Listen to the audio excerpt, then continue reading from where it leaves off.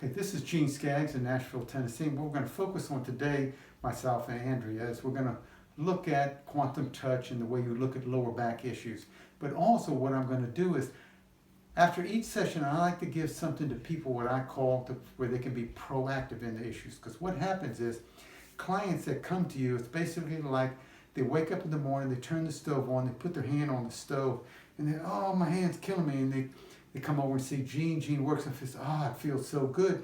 And the next morning they get up and psst, they put their hand back on the stove and they go, oh, Gene didn't do too good a job. Okay, so sometimes it takes a little while to figure out where you put your hand on the stove. But for demonstrations, when I do this in public or I speak at paranormal conferences or wherever, when I have somebody bring them up where the people can see me working on them, I always pick someone with lower back problems. A couple stipulations. I want lower back problem. I want them to bend over where they can't touch the floor, and the number from 1 to 10 is at least a 6, preferably a 7. So what we're going to do is, the reason why I personally have found that back problem is probably the most easiest issue to address is it's all located right here. You get into shoulders, it can be numerous other areas, but the lower back problem is just a lower back problem. So what I would work on with a person is, I would work on their psoas muscle. And the psoas muscle starts about right there at your T12, and it follows the lumbar area, and it will hook over here onto your hip sockets. Then you have another part right in here called the quadratus laborum muscles, and they're kind of like shock absorbers for the body. And then you have another little muscle, it's called a piriformis muscle, which right there at your hip socket hooks onto your sacrum, and it's in a cone-shaped fashion. So if you work on those 3 areas, gently put your hand on those 3 areas, that it takes it away every single time. What to do is you want to give the person a good gauge before they start. So what I always have them do is I have them bend over. So I'm just hypothetically come. And so they go, oh, they're about right there.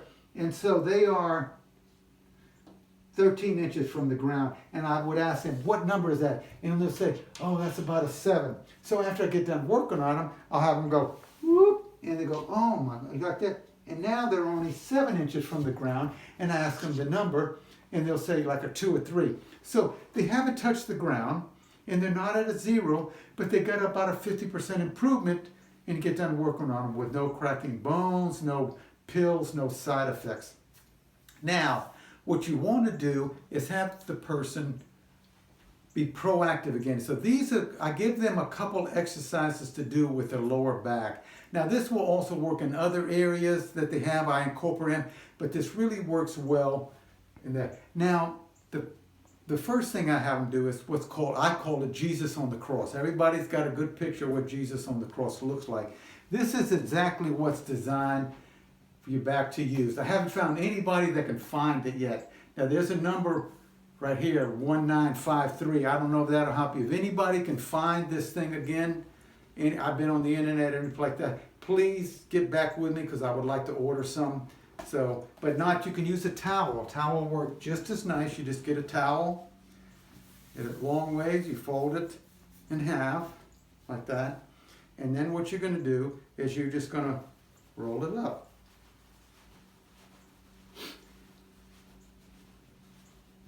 Now, you want this part to end somewhere around in this area right here. You don't want it to come here because your head's not going to be able to touch the floor. So you want it to end right there. So you put it down on the floor. Probably need to get over here, Andrea. And then you'll lay down. Just go down. Okay. Now, if you're new to this and your neck is really hurting, you might want to put your hands right here because you don't want to plop your head down. And you just gradually go down and it will touch the ground. And sometimes you can hear your neck crack or your back and throw your arms out. And it's a beautiful, relaxing thing. It pulls all this back, it opens your hips up. You know, just a wonderful, wonderful thing to do for your back. Okay, the second exercise I would have them do is what I call 90s. I think everybody knows what a 90 is. It's like this. So this is not a 90. That's not a 90. That's about a 90. And you want this is about a 90. Now, I work on some chiropractors and they all tell me the same thing.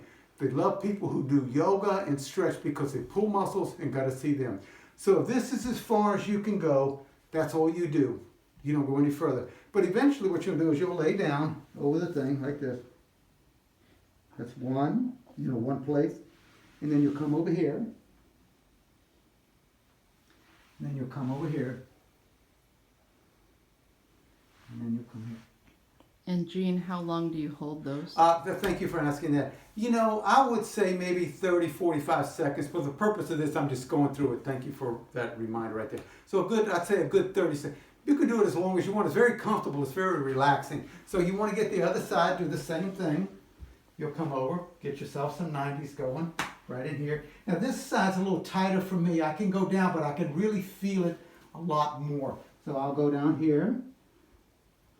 Is it helpful to breathe when you're doing this? Yeah, breathe all the way in. And now you might want to, instead of counting second, you might want to go by breaths. You might want to take like 5 or 6 breaths on each one. So that's 1, and then you go 2, and then take about 5 or 6 breaths there. 3, and then the 4th one. Okay, now if anybody would like to see this, a couple other things I'd like you to show you how to help you breathe properly. If you send me, I'll send you some links to some videos on breathing, walking, and sitting. We just don't have time in this particular video. But one other thing I would like you to do is stand up against the wall. So right here, and that means I want your back of your heels to be right there. Make sure your butt's touching, your shoulders are back, and your head's right there. You're looking straight ahead. So that's what good posture looks like.